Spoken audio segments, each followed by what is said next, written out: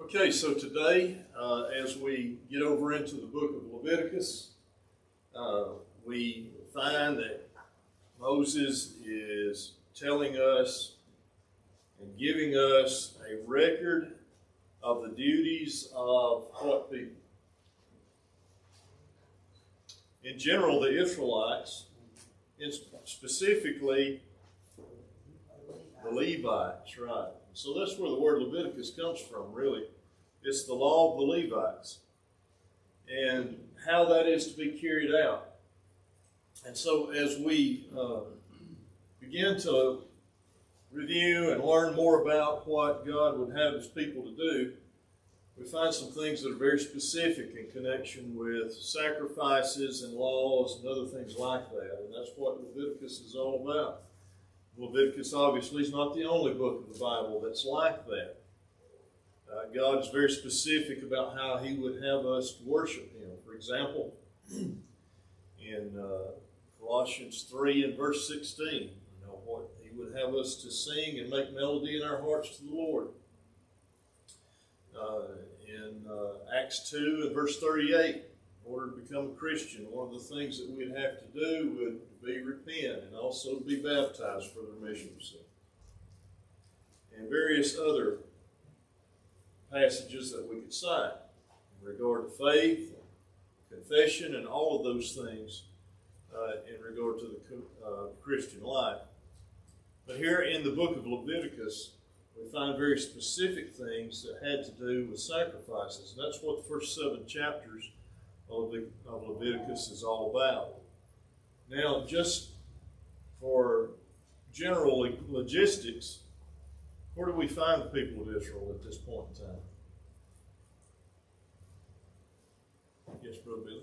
They're in the Sinai wilderness. Okay. The wilderness of Sinai, specifically very close to Mount Sinai itself, or as we also know that it's called, Mount what? Horeb, right. And so during this period of time, they have received what from God? What's the very first thing that we think of as far as law is concerned? Ten Commandments, right. Written on the tablets of stone, right? Written on front and back. And so after that, Moses begins to tell the people about other things that God had given to him, to tell them to do, to tell them to observe, sacrifices to offer, and those types of things. And when did he do that?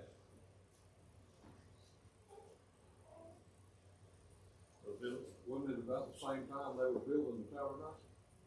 Well, and really I'm talking about the instructions about the tabernacle and all of that together. Right, that's right. Moses was up on the mountain with God for those 40 days and 40 nights. God gave him all of this information. And so as I mentioned on Wednesday evening, if you were here and you recall, Moses is actually giving us this in kind of doses. He tells about the 10 Commandments and how the Lord gave those to him. Of course, we recognize the situation with the golden calf and him throwing the original tablets of stone down and breaking them in pieces after he had spent 40 days and 40 nights in the mountain. And then the Lord tells him, they have that conversation about the Lord saying, I'm not going with the people. You take them and go into the wilderness and I'll send an angel before you. And Moses pleaded with him and all of that. And finally the Lord relented. He says, I will go because I know you, Moses, and I know who you are. I will go and lead the people. And so after all of that, Moses went back into the mountain for another 40 days and 40 nights after he had hewed those 2 tablets of stone to replace the first 2. He received the 10 Commandments again, written on the stone by the finger of God. And then God began to tell him these other things. So getting back after that long explanation, getting back to what I was originally saying, Moses kind of doles this out to the people in bits and pieces. First of all, he tells them about the 10 Commandments. And he tells them that this is from the Lord, and the Lord gave it to him to give to the people. And then he stresses that again. And then he begins to tell about the building, how the tabernacle is to be built. And then we learn a little bit later on how that Bezalel and Oholiab received the Spirit of God, and they were able to have the ability to do all these different craftsmanship in order to build the tabernacle, and how they trained others in that. And then we come to Leviticus, and he tells us these things specifically about the Levites in connection with sacrifices. We've already talked about some of those, but again, he's reiterating the greater portion of that in connection with what the Levites were to do and how they were to serve the people, and how if a ruler sinned, if an individual sinned, if a congregation sinned, if the high priest sinned, what all those things were to be, what all was to be done in connection with their ability to receive atonement from God. And so that's what we start with this morning, Leviticus chapter 1. All right, so as he begins to give the people, Jehovah through Moses begins to direct the people concerning their sacrifices. He speaks to Moses. And when we come to Leviticus chapter 1 and verse 1, we talk about the law of burnt offerings. The first thing that's said there, then the Lord called to Moses and spoke to him from the tent of meeting. So Moses has already been given this information by God on the mountain, but here now, God speaks to Moses from the tent of meeting. So this kind of takes us back a little bit in our history where we talked about the tent of meeting that Moses had. Now this was not the same as the tabernacle, right? You remember before the tabernacle was built, Moses had a tent where he met with God. He had taken that tent and he had pitched that tent outside the camp where God at that particular time could meet with him, because God could not be inside the camp meeting with Moses. For what reason? Yes, the people had sinned. The people had sinned, and up until that point in time there had been no atonement for that. And so now, from this tent of meeting, the Lord speaks to Moses, and perhaps in the hearing of the people, because you remember when Moses would go to the tent of meeting, many times the people would come and either stand at their tents and look where they could see that tent of meeting outside the camp, or they would gather right there at the tent of meeting. So perhaps they were in the audience on this occasion. Now, I've got tabernacle written there. That's not really what occurred, okay? That's really a mistake of mine by putting that there. But he says any sacrifice offered was to be of cattle, herd, or the flock.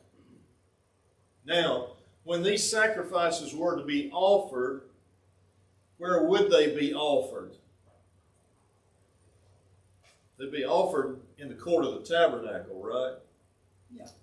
Okay. There on the altar of burnt offering. Okay, and so this information that's coming to Moses from the tent of meeting is actually going to occur after the tabernacle has been raised. And we talked about that in Exodus chapter 35 maybe, on Wednesday evening. We talked about them raising the tabernacle. That may have not been correct. But anyway, somewhere in those last 10 chapters. And so these things were going to occur in the tabernacle, although the direction to Moses was given from the tent of meeting. So any sacrifice offered was to be of the cattle, the herd, or the flock. So what does that mean? Cattle, herd, or flock? What is he talking about there? A blood sacrifice. Okay, a blood sacrifice. What specific animals is he talking about? Bullocks, for one. Okay, bullocks. What else? Rams. Lambs. Goats. So when he's talking about flock, he's not talking about chickens. He's not talking about geese. He's not talking about all of these other types of things that we refer to as a flock today. But the flock are those animals that he had specified. And so one of the specifications, now there was an exception to this, and we'll see that this morning, but one of the specifications concerning these sacrifices was it was to be a male without blemish, offered at the door of the tabernacle to be acceptable to Jehovah. Now, this was a general idea of what was to be offered in connection with the burnt offerings. Now, there were exceptions to this where a female was specified. We'll talk about that, Lord willing, this morning. Now, in the very beginning, he's talking about here a free will offering. Let's look a little further. Verse 2, "Speak to the sons of Israel and say to them, when any man of you brings an offering to the Lord, you shall bring your offering of the animals from the herd or the flock. If his offering is a burnt offering from the herd, he shall offer it a male without defect. He shall offer it at the doorway of the tent of meeting, that he may be accepted before the Lord." So this is a bullock that George mentioned a moment ago. This is a male of the herd, okay? Be a bullock. "And he shall slay the young bull before the Lord, and Aaron's sons, the priests, shall offer up the blood and sprinkle the blood around the altar that is at the doorway of the tent of meeting." Now, these free will sacrifices that were brought by those that were sinners, the guilty party, the man was to go, and the sinner himself, like say, for example, I had sinned, I need to bring forth an offering to the Lord. I would need to go and put my hands upon that sacrifice, upon that bull, if I offered a bull. And that would, in effect, convey what? Transfer. Okay, it's a transfer, if you will, conveying my guilt to the guilt of the sacrifice, so that this sacrifice could take my place in atonement. Now, does that sound familiar? Surely it does. Jesus did the same for us. He took our place. The New Testament's very clear about that. He took our place. And so there are some similarities between what the sacrifices in the old law meant for the people and the sacrifice that Christ made one time, for all of mankind. Not only those that live today, but those that live prior to us and those that live prior to Christ, that lived obediently under the old covenant.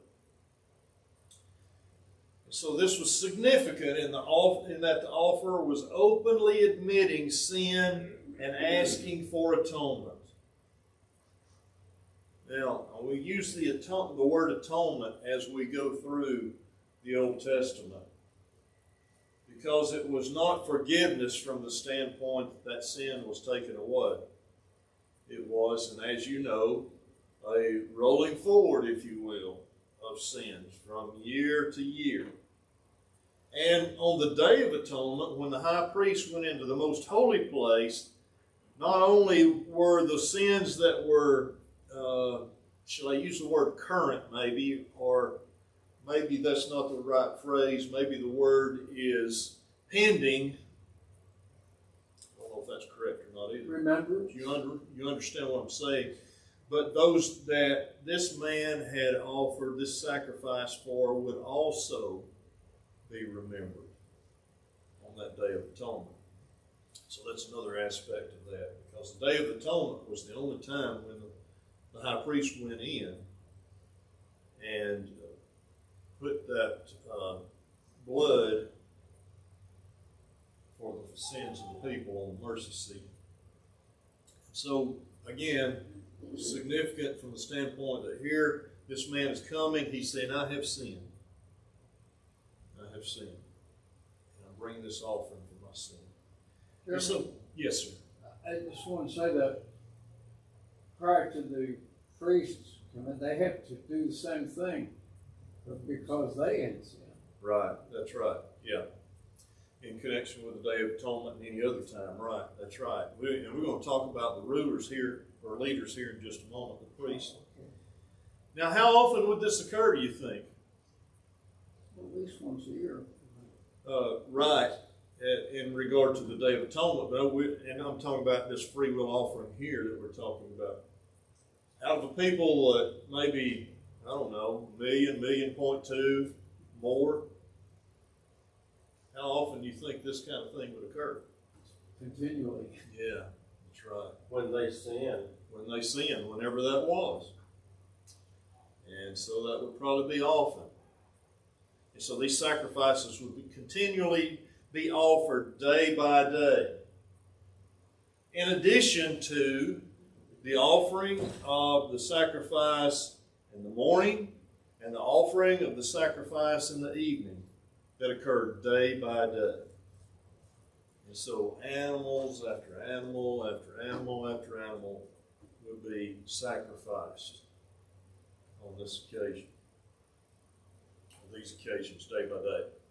And so the priest would then take present the blood, or I'm sorry, they would then present, I don't know why I got take in there. I need to go back and edit this properly. The priest would then present the blood, sprinkling it before and around the altar. And what else did they do with the blood in connection with the horns of the altar? Place it on, they would place it on the horns of the altar, and then sprinkle it around the altar and upon the altar, and then pour it at the base of the altar. Yes, ma'am. After they did all of the sacrifices, did they cook the animals so they could celebrate if people had sinned and had asked for forgiveness? If they celebrated? We're going to get to that in just a minute when we talk about that. There was and that's really the next point. The animal was skinned. Some of your translations may say they would flay the animal. That means it was skinned and cut in pieces. Okay? The fire would be laid, and the head of the animal and the fat of the animal would be burned upon the altar. This is a sin offering now. The head be burned and the fat around the inwards would be burned. And then after that, the inwards and legs were washed, and they would also be offered on the altar. Okay? So we've got the head, the fat, the inwards, and the legs. That still leaves a great deal of the animal, right? A great deal of the carcass is left with the skin. And so after that was done, they would take what was left, they would take it outside the camp into a clean place where the ashes were dumped. You know, the ashes from the altar burnt offering, they had a place outside the camp. They would dump those ashes. There would be a clean place there, a holy place, a sanctified place, if you will, set apart for those ashes. And then they would take the remainder of that bullock out and burn it with fire.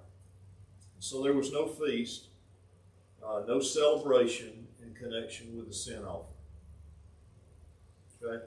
The feast and the celebrations that took place, as we've discussed before, would be Feast of Tabernacles, reminding them when they stayed in tents all that time.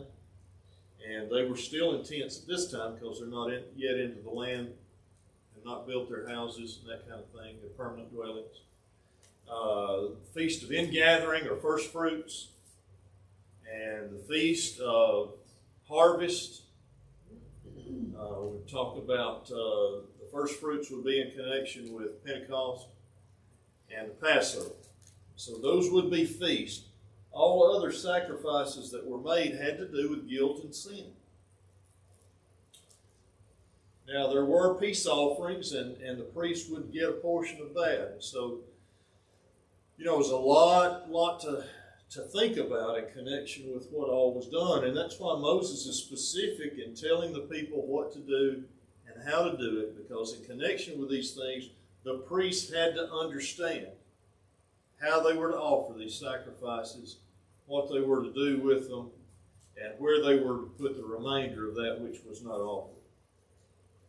A lot to keep up with. This was not a simple law. It was complex in a number of ways. But it was necessary to guide the people and to get them to understand and to rely wholly upon Jehovah. This is not something where we go out and we do our own thing as far as sacrifice is concerned. And so that's the lesson that God has been trying to teach mankind all the time we've been upon this earth, is that, you're not the sheriff. You don't go out and do things the way you want to do. You do them like I have told you to do. All right, any other questions or comments about that? All right, so about the sacrifice of the flock, which would be, as was mentioned, a ram or a lamb or a goat, a kid of the goats. This same procedure was followed for the sacrifice of a sheep or goat, except that the animal was to be killed, and it's specified on the north side of the altar. The north side of the altar of burnt offering. And I don't know why that's specified there. It's not specified in connection with a bullock anywhere that I could see. Now, we may learn later that that's a little different, but we do know for sure that sheep and goats had to be killed on the north side of the altar, and the owner, the one that brought that animal, would be the one that would slay the animal, and then the priest would assist in presenting the blood before Jehovah. So again, another kind of caveat in connection with the sacrifice being made. The sacrifice of fowl. Now, why would one sacrifice fowl? May not be able to afford bullock. Okay. All right. So these were sacrifices for those that were poor, weren't able to take a bullock or a lamb or a goat and sacrifice them. So if the offerings were to be done by fowl, it was either turtle doves or pigeons. 2 turtle doves or 2 pigeons. And the pigeons were to be young. Now, I don't know how many of you have eaten dove before, and of course turtle dove is different from our mourning dove a little bit, but same grouping of fowl, I think. Then the pigeons are different from the standpoint that there's only a period of time when pigeons are suitable for consumption. And I say consumption because it's not that the people are going to consume the fowl. It's that there's only a specific period of time when they're acceptable to God because of their suitability for consumption. And so let me just illustrate it like this. Let's say, for example, we would decide, well, I'm going to offer up a skunk. Oh, man. That would just be ridiculous to us, wouldn't it? Pretty much.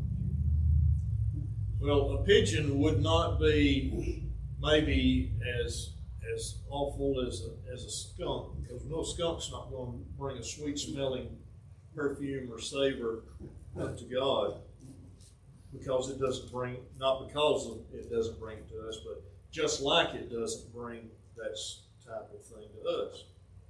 And so what God wants is our best. That's what he's saying here. And if you're going to offer a pigeon, then you're going to have to offer something that is suitable. And only the young pigeon would be suitable. Now, the turtle doves were different because they did not have a specific season where they would be suitable. They were suitable all the time because they were a different type of bird, a different type of meat, a different type of offering. And so I think maybe it was Scott on Wednesday, someone on Wednesday, maybe last Sunday morning, Someone said, it's not that, God has a nose or anything of that nature. The sweet smelling perfume or savor that's offered up to God is that which is what He has required, that which He has specified. And so today, we could have a big band up here, and we could just be jamming out today and saying we're praising God and all that. Just because we say it doesn't make it true. He has specified singing. He has specified the emblems of the Lord's Supper. And if we do anything other than that, we can have Dr. Pepper and hamburger, and man, that would suit me just fine. That wouldn't do anything for the Lord. I would not be acceptable to Him in offering that. And so that's why He specified that. So the priest would wring its head off and drain the blood beside the altar. He would pluck the crop of feathers off of it and the rest of the feathers and cast it to the east of the altar, which would be toward the doorway of the court, right? That's where the ashes were pulled out of the altar. That ash dump or opening there under the altar, that's where those ashes were. He specifies here that they were to be plucked off and cast over there with the ashes. And then they would be collected and taken out to the outside the camp to that clean place where the ashes were dumped, obviously. But he would also cleave it by the wings, but not divide it in two. So I'm assuming by this, it's just kind of, this is just an assumption based on my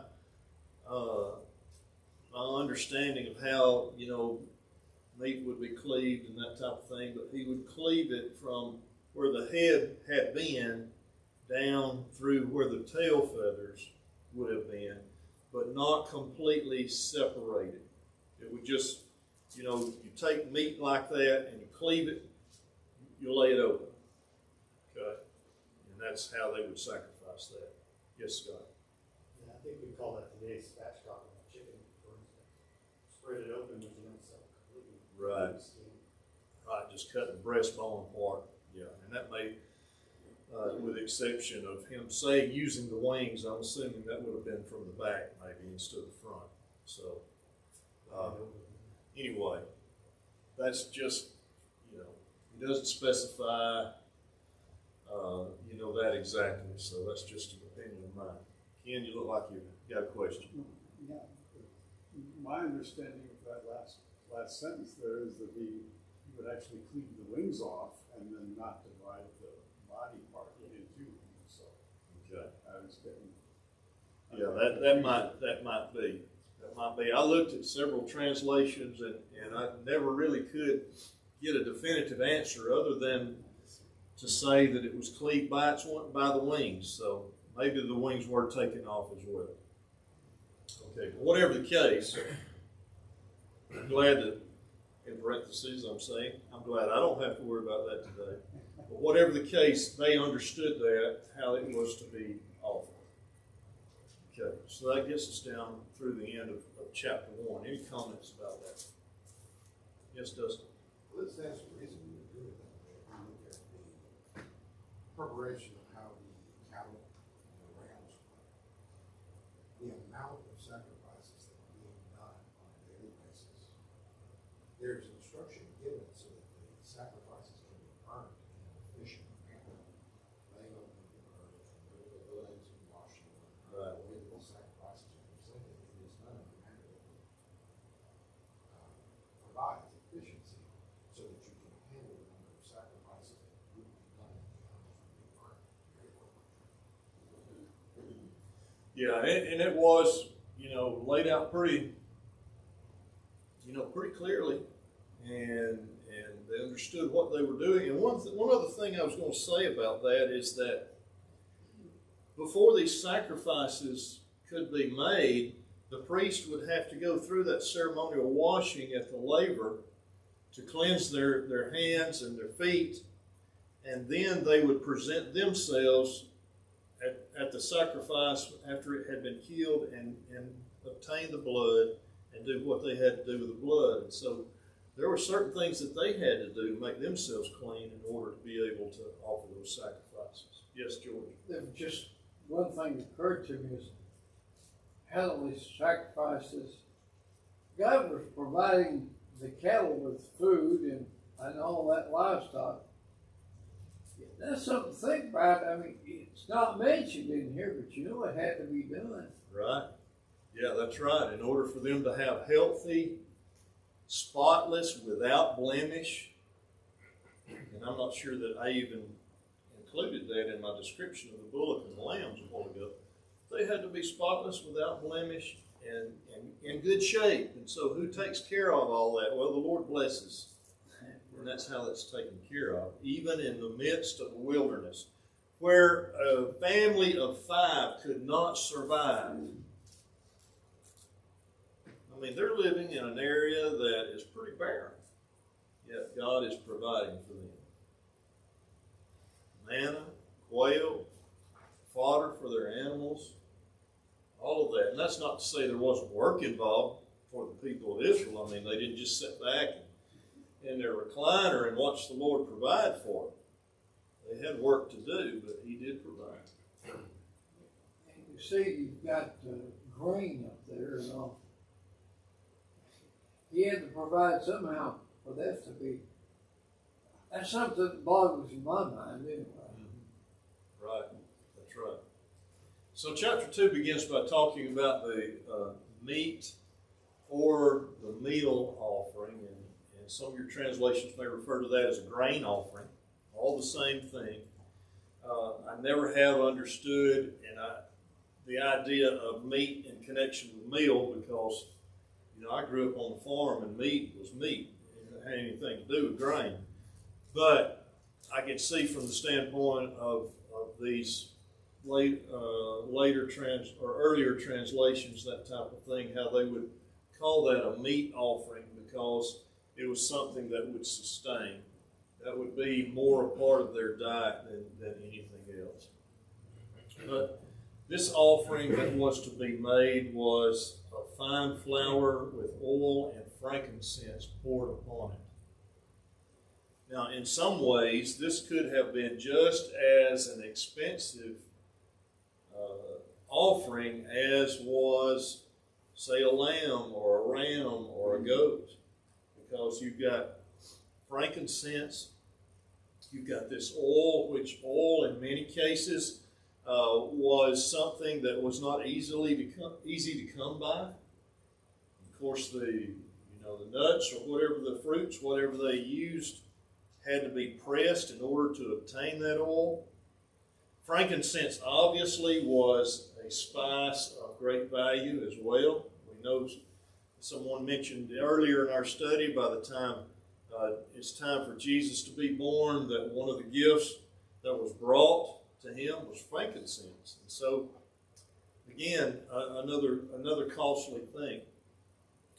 And so when the offering was brought by the person, if it was a grain offering, then Aaron's sons would take a handful of that grain offering with the oil and the frankincense, and they would offer that upon the altar.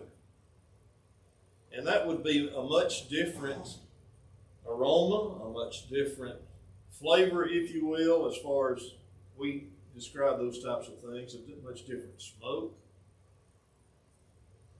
Yet it was something that was pleasing to God as a sweet-smelling savor, and I like Young's literal translation here. He calls it a perfume. Sweet-smelling perfume. And I never thought about it in that way. But it is an aroma that is pleasing to God. Again, not that God is smelling this as we would just have the raw, if you will, smell of a perfume or aroma or something of that nature. It's much more than that. It is a pleasing sacrifice that His child has offered to Him.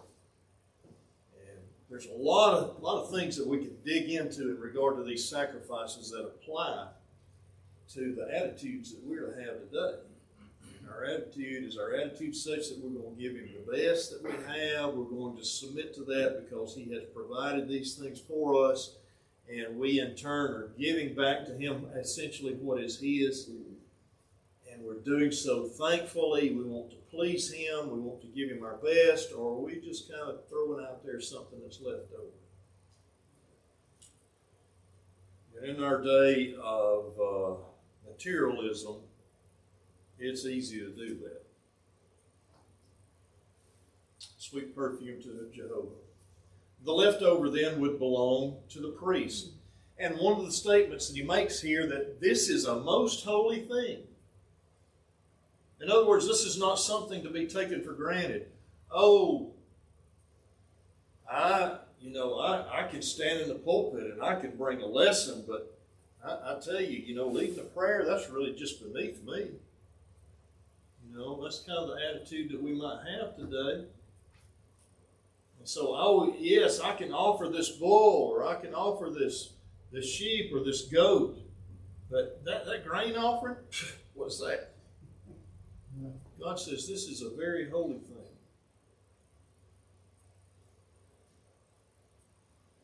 If it was to be a baked meal offering, an offering of baked meal was made of unleavened cakes of fine flour mingled with oil, or unleavened wafers mixed with oil.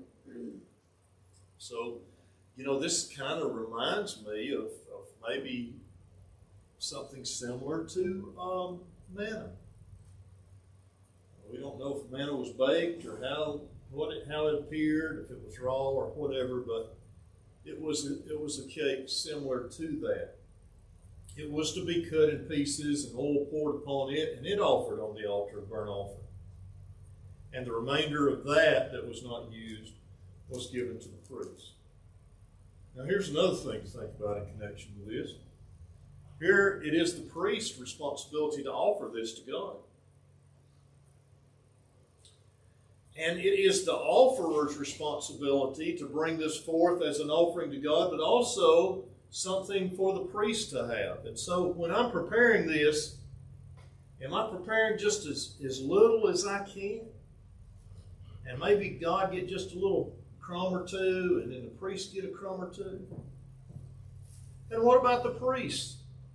When they offer that, do they offer just a little crumb on the altar and keep the main part for themselves? You see how attitude and love and character comes into all of these sacrifices just as much as it does to us when we put whatever we put into the collection plate, or when we live our life as to sacrifice to God, when we could do something that would please us better. All of these things are teaching us and showing us how. This is one of the things that show at the priesthood and the judgeship, because Levi's sons, they don't correct this, they were demanding what should be drawn for them, not what was somebody purpose in their heart to offer according to the law. They demanded. Yes. Therefore, that fell into disarray. Yes, that's right, and we'll learn a little bit later how that they were to take their portion and how that was to be divided up, and they, as Al says, they were defrauding God. Really, is what they were doing, and taking more than they should have. And so that's how that was offered. And this next one, this is my favorite here. Friday meal offering. Oh, if I'm a priest, man, I'm going to get my good share of that. But this is another option. Another option that they had was to fry this fine flour with oil. And all of these offerings, these meal offerings, would be presented to the priest. He would offer it on the altar. And this memorial was to be offered as a sweet-smelling savor or a sweet perfume unto Jehovah, with the remnant to be for the priest. And so it might be that the priest had a particular taste for fried as opposed to baked, or baked as opposed to fried, or maybe he wanted the raw materials so that he could take it and make a cake like he liked to make it. None of that entered into these sacrifices. It was to be done as God had commanded.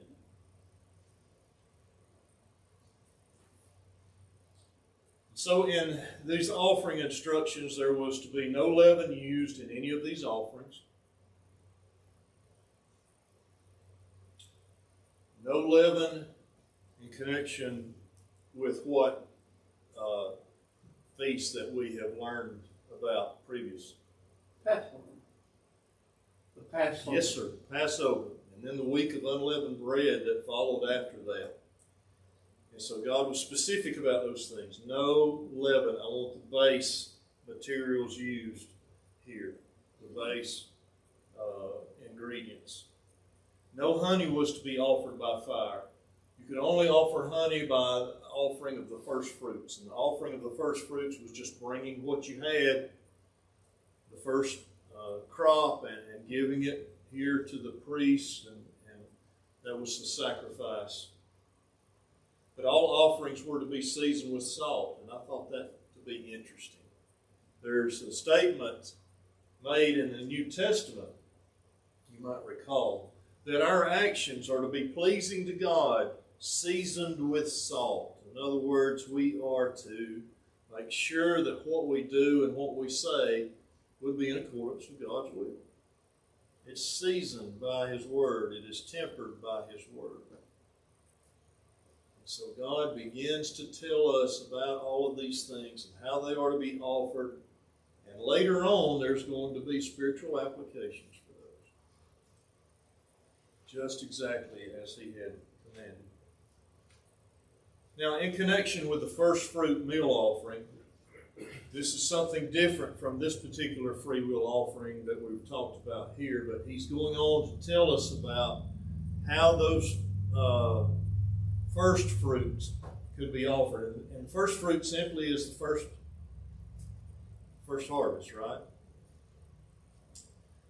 And so he said you can take first ripe green ears of grain, and they can be offered as a meal offering if they are parched in the fire.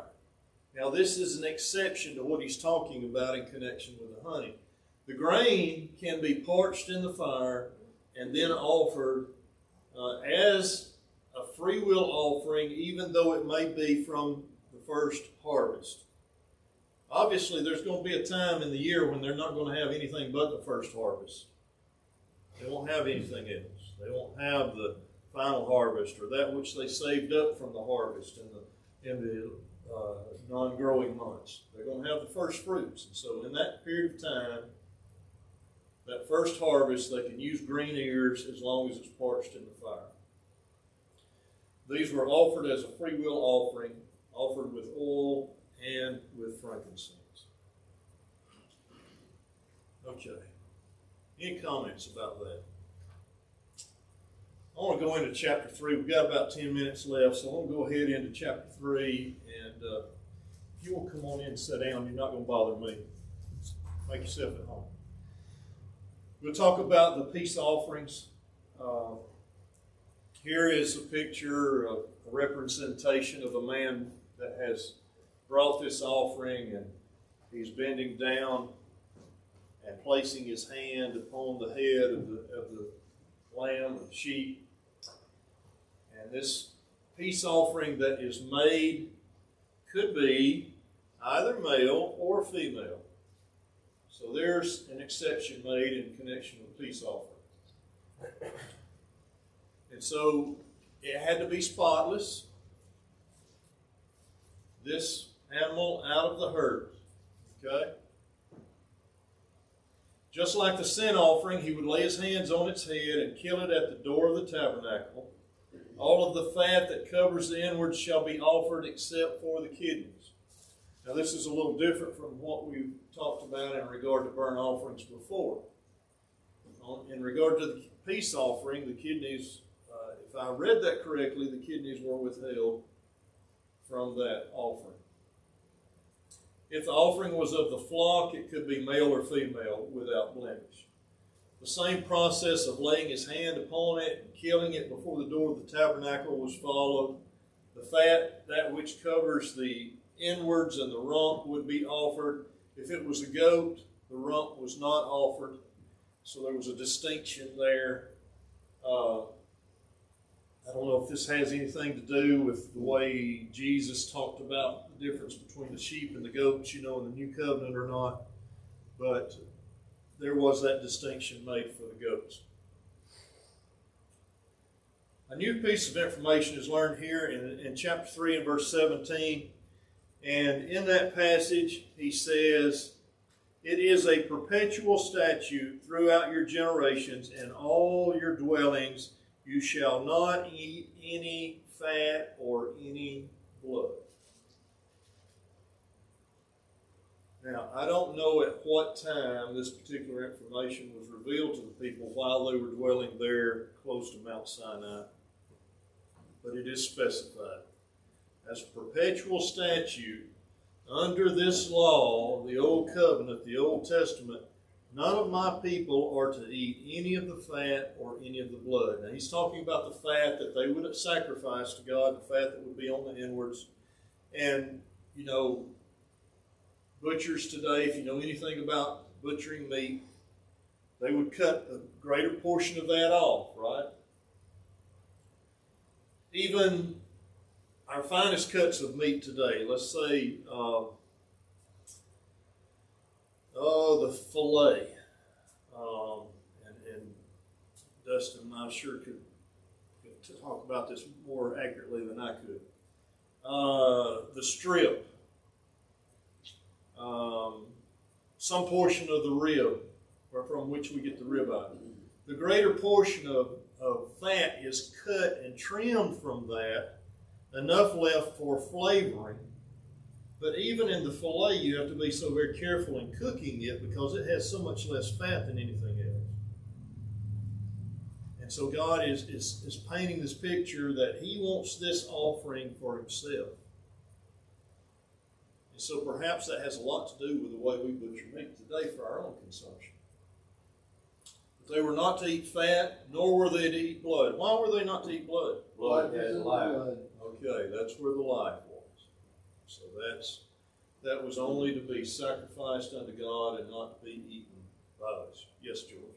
I just know one thing about, with chickens in particular, one of the first places they went, they were bled out. Chicken was bled out before it was processed. Right, that's right. Yeah. In the processing plants like Tyson and other places, they have these cones.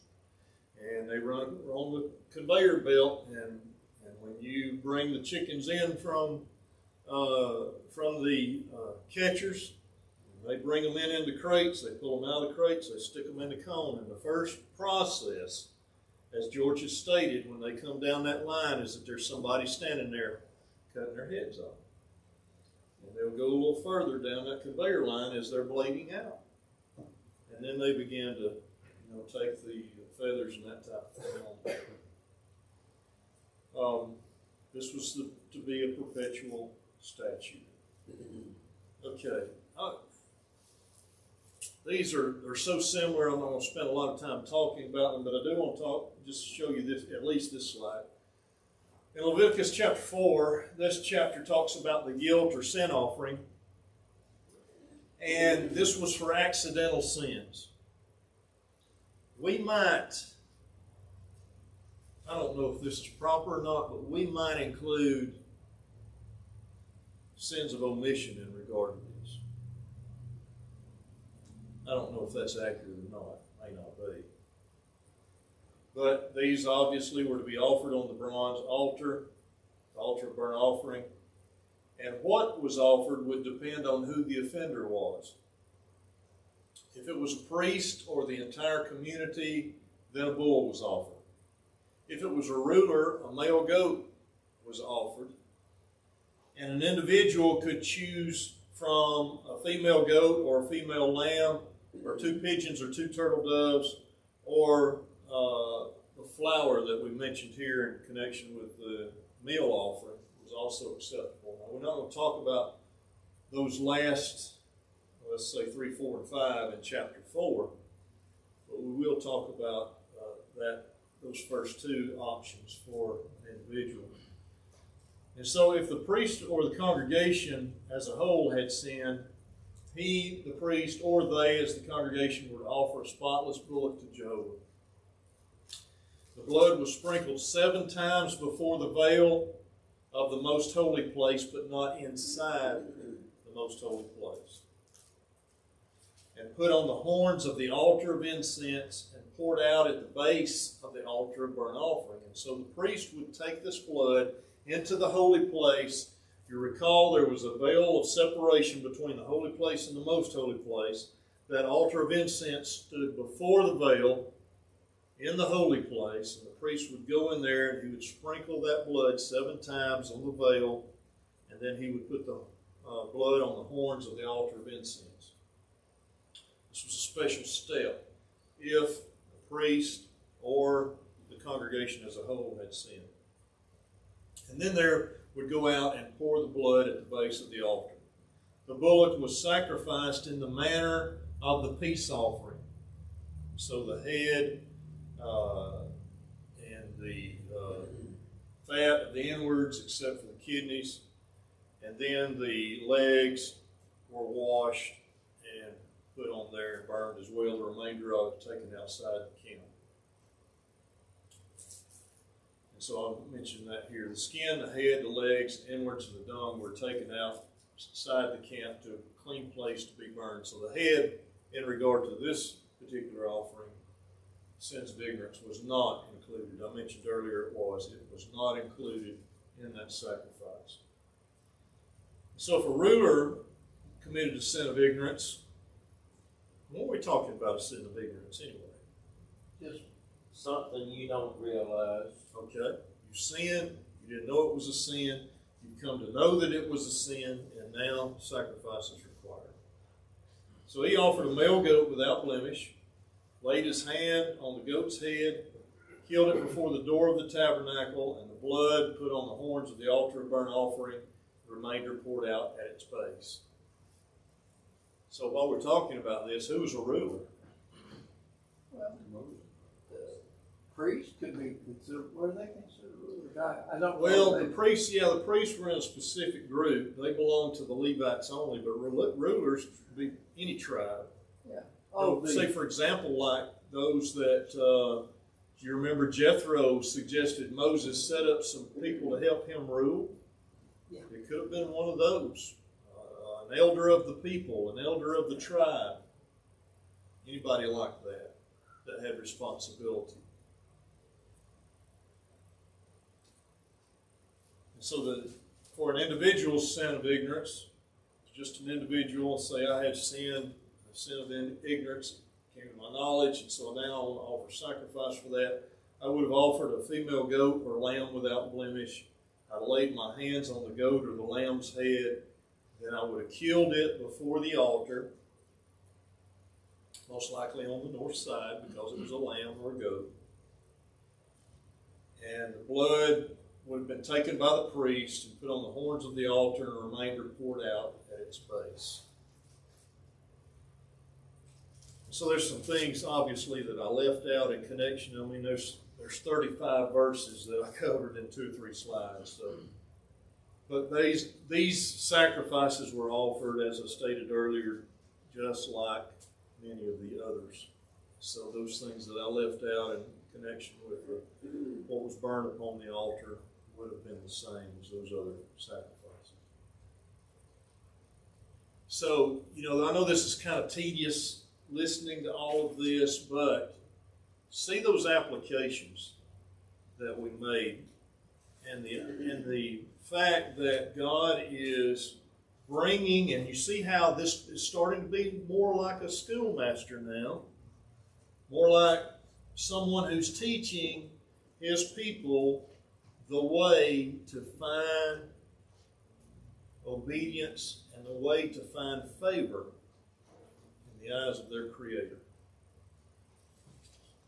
And yes, I'm glad that we don't have to offer all those sacrifices today. I'm certainly glad that Christ was willing to shed his blood for my sins. But at the same time, let me make sure that I make proper application of some of these attitudes that God would have us to bring forth in our worship to Him. We're not here just to show up because we want everybody to know we're here, and we don't want to get in trouble. We don't live our lives, Monday through Saturday out there, maybe where nobody else knows us, or at least our brethren don't see us all the time, in a way that, we just do kind of what we want to do, whatever we want to do it to. We do those things to be pleasing and acceptable to God because He's with us and He sees us. George. That all has to do with character and integrity. Yes. You work as unto the Lord, not as unto man. A lot of times people wonder, well, how in the world do you work and not have somebody around you all the time? Well, there are plenty of jobs. I've done 2 of them. I was in the Air Force. I was a guard. You work at night, you're by yourself. Of course, back then I wasn't a Christian, so anything could happen, but you have to remember that you do what you're supposed to do even when nobody's watching. But we know God is always there. Yes, that's right. Okay, anything else? Thank you for your attention, your presence this morning.